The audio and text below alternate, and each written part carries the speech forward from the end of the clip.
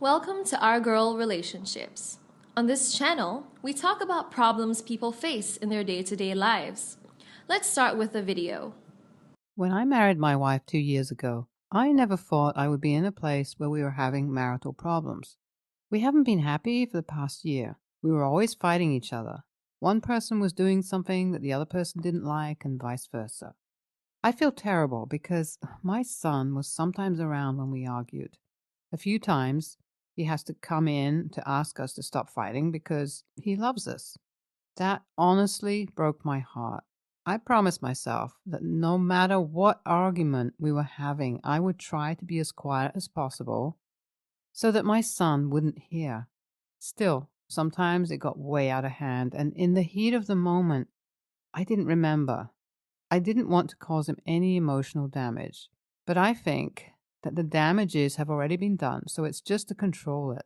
I'm opting to get a divorce because my relationship with my wife is no longer conducive. It is toxic, and I just can't deal with it. My wife started to cheat on me 2 years ago, and she was open about it. That was the beginning of all the issues we were having. She no longer wanted to be married because she wanted to explore. She complained that she got married too soon and it wasn't what she wanted anymore. I love her too much, and I thought she would change and see that what she was saying didn't make any sense. Every day, when she came home, I hoped she had turned a new leaf. I thought that she would realize that my love was enough for her, but I was disappointed repeatedly. This time, I decided to do what is best for me. Getting a divorce wouldn't be the easiest thing for my son, but we both would be better for it. I got a lawyer and gave my wife the papers, divorce papers, to sign, but it didn't seem like that's what she wanted. She acted like I had done the worst. She refused to sign the papers and started to cry about how I didn't love her anymore. I was confused because, as far as I was concerned, for the past 2 years, she had been cheating on me and was open about it. So why couldn't we get a divorce?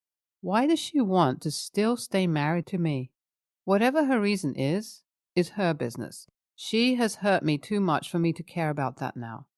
I wanted to start afresh. I don't know if I'm ever going to marry again, but I just wanted out of the relationship with my wife. Maybe then I would see clearer and see the world differently. I told my son that his mom and I were getting a divorce, and I explained to him that we were going to separate and no longer be husband and wife. He had witnessed the fights, so it wasn't safe for us to keep being together. I told him that he would still see his mom and me, but we wouldn't be living together in the same house anymore. He understood and asked to use my phone to surf the net. A few days later, he came to me and he was frantic. He demanded that I didn't divorce his mom, and nothing I said to him was enough. I didn't understand where that was coming from because he seemed okay with it before. I wasn't going to lie to him to make him feel better, so I consoled him, but maintained my ground. He burst into tears and would not hear me out. He said, "Please do not divorce Mommy. Do not divorce her." My son was 10 years old. Though he was young, he was also very composed, so I was surprised at his outburst and behavior. He was usually more put together no matter what was going on. I knew that something was off, but I wasn't sure how to find the issue. At first, I thought he was just getting anxious about the divorce, which was expected. That would have been normal behavior of a son, knowing that his mom and dad were not going to be together anymore. However, it kept getting worse. He said he didn't want to lose me. He seemed to be under some sort of pressure.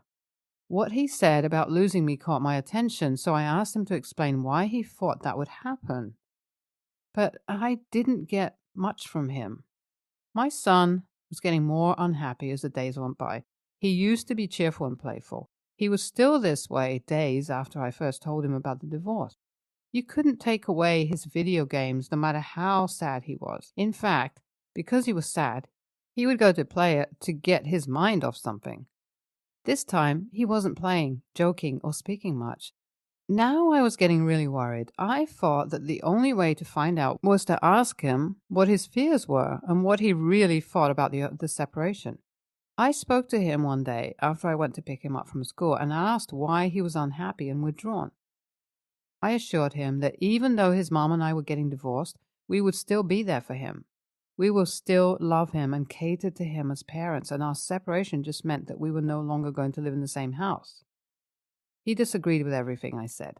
He thought that I would get married to somebody else and he would suffer for the rest of his life, and my new wife was going to take me away from him. It was disturbing because I wondered where he got all those ideas from. Getting married was not something I saw happening in the next 3 to 4 years, so I was curious to know how he came up with that.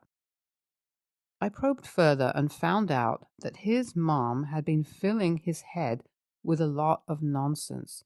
She was deliberately scaring him so that he would tell me not to get divorced. His mom told him that I was going to remarry. She also said I would be so happy with my new family that I would forget all about him and that he would not be able to see his mom or me anymore. She literally told him things to scare him to death, all just to manipulate me so I would stop with the divorce. I couldn't believe that she would risk our son's mental health for selfish reasons. It made me want to be divorced even more. She knew that I did whatever my son wanted because he was my everything. So she tried to use that against me. I love my son with all my heart, and I would do right by him by making sure that his mom could not manipulate him anymore. I spoke to my wife about it, and she denied everything, which I suspected she was going to do. She said that I couldn't possibly be accusing her of using her son to manipulate and control me. I had given her 2 years to change, so there was nothing she could do to make me give her a second chance. She wanted the perks of being married, but still wanted to have the freedom of being unmarried. Sadly, she didn't know that that was not how life worked.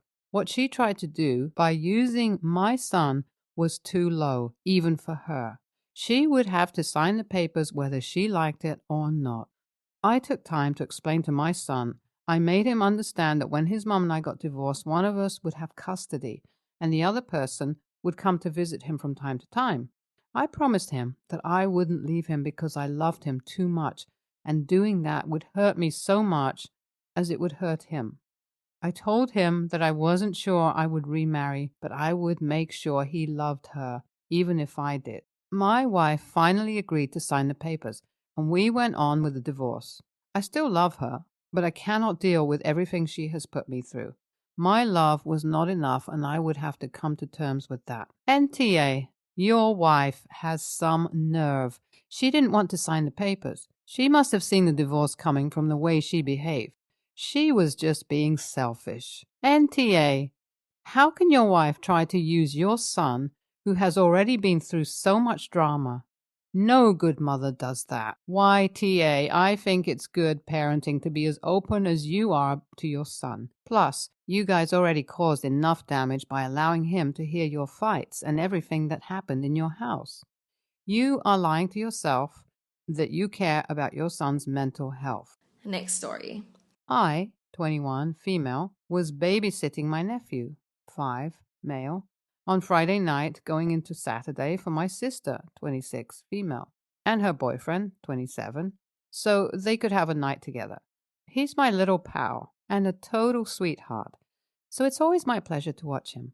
I ended up making him his favorite dinner, which I'm sure will surprise none of you based on his age. I made chips, chicken nuggets, and plenty of ketchup. While we were eating dinner together while watching Encanto, a thing he loves doing whenever I watch him, as my sister never lets him watch stuff while eating, perks of being the cool aunt, I get to break the rules a little, he told me how it was weird how his favorite food was named after an animal and how he liked chickens, but they weren't his favorite, so they should really be named dolphin nuggets, as he likes dolphins more.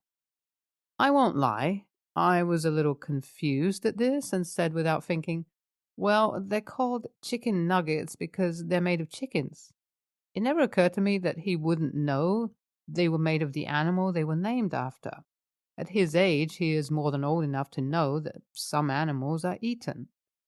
He was clearly in the dark about this and made me clarify several times that yes, chicken nuggets were made out of chickens.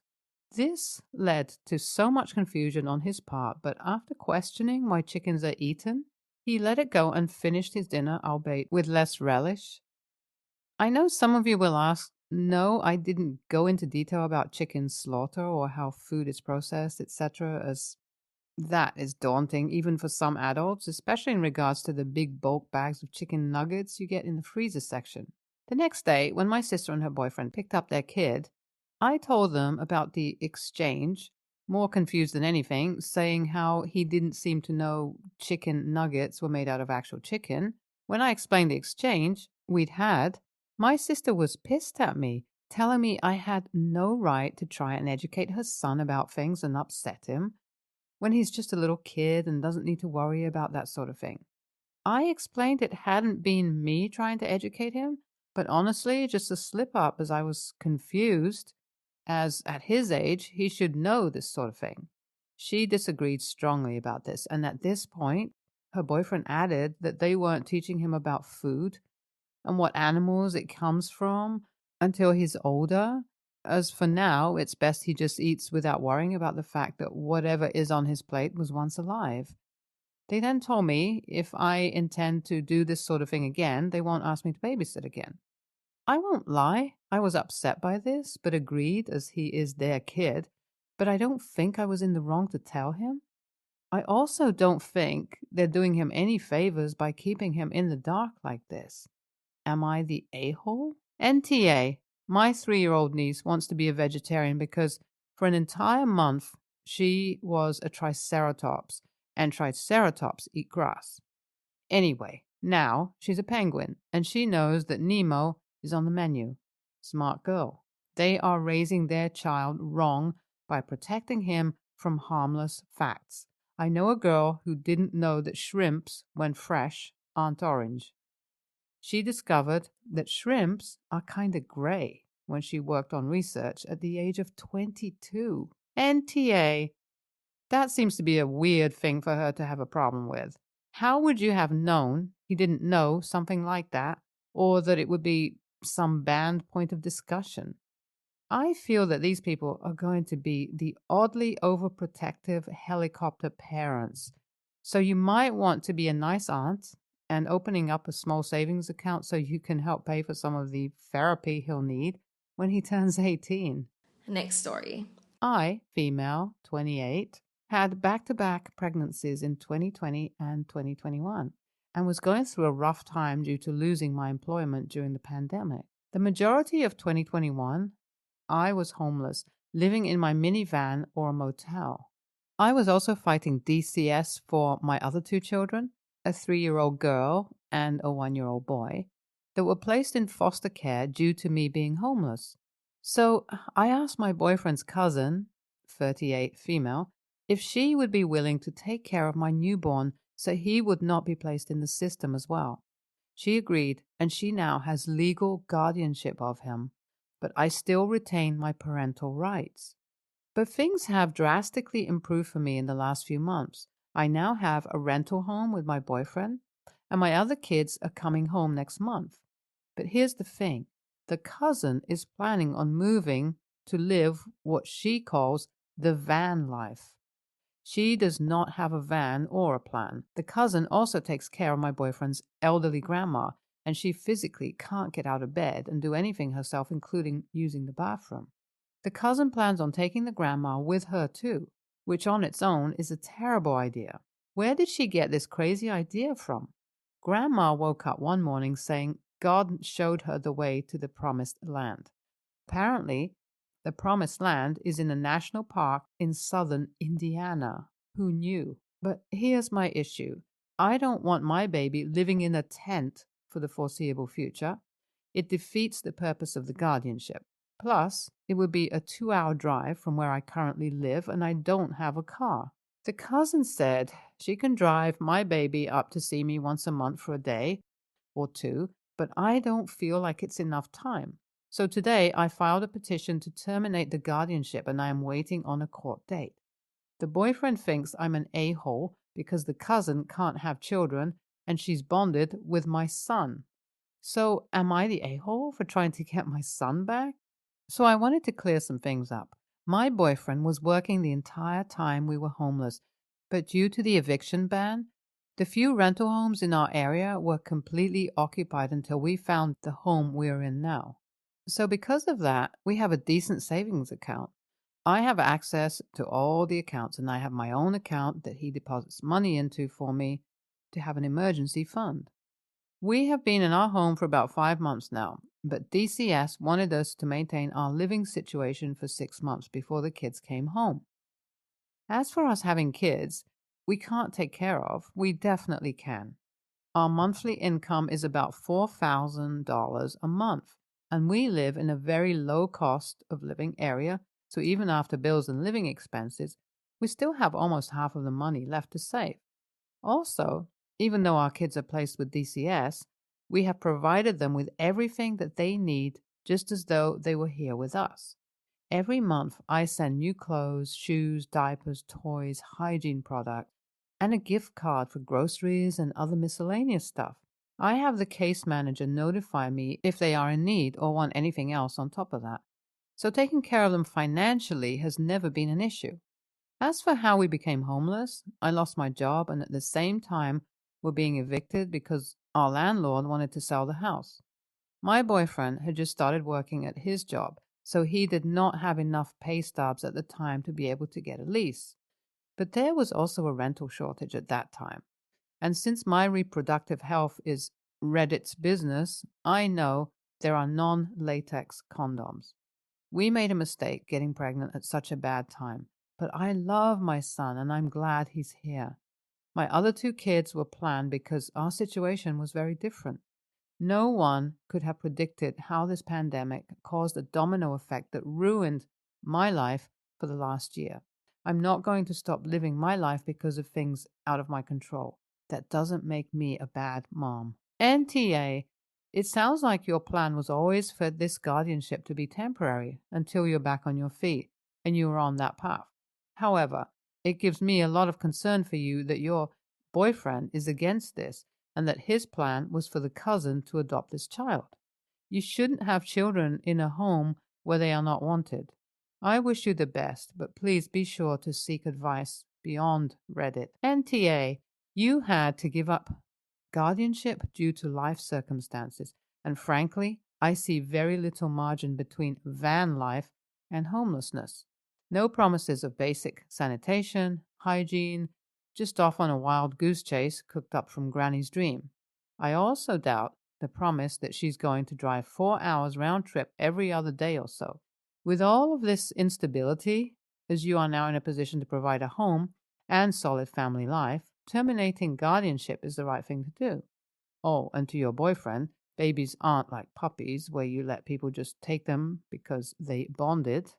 Even fostering pets usually means a permanent placement in a well-chosen home. Cousin may absolutely love your children, but not being able to bear children isn't a reason to keep someone else's just because they were in your care a while.